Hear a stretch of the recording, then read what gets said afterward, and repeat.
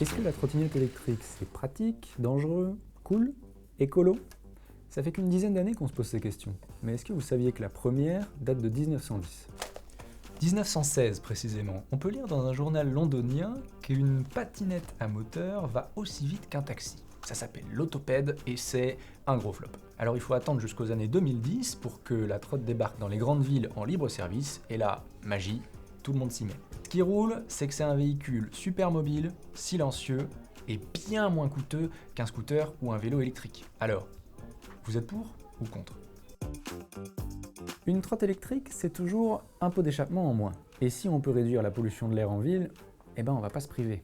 Mais le problème, c'est que la trotte remplace souvent soit la marche, soit le vélo, et du coup, en ce qui concerne notre propre mobilité, ça bouge pas beaucoup quoi. Difficile de faire plus discret que ça, et c'est cool, parce que ça diminue les nuisances sonores en ville. Par contre, on sait que les accidents augmentent, comme quand on roule sur le trottoir alors que c'est interdit, j'en vois un ou deux là. Donc, solution obligatoire, les lumières, la sonnette, et solution très recommandée, un peu de patience.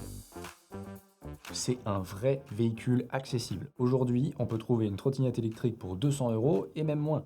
Alors qu'un vélo électrique en dessous de 800, c'est quasiment impossible. Mais l'autre coup dont il faut parler, c'est celui des technologies. Parce que oui, l'électrique, ça consomme rien à l'usage. Mais les batteries au lithium, le cobalt et tous ces matériaux rares, c'est compliqué et coûteux à recycler. D'autant plus que l'électrique, c'est rentable que sur le long terme. Sauf qu'une trottinette, même bien entretenue, ça dure quoi, 3, 5 ans? Donc au final, on la balance cette trottinette? Non. Déjà, les batteries vont pas dans la poubelle noire, mais dans les points de collecte en magasin. Et même si c'est un véhicule pratique en bien des aspects, faut pas non plus délaisser les autres modes de transport qui sont parfois plus vertueux. Enfin, sauf l'avion quoi. L'avion vert. Imagine quand même.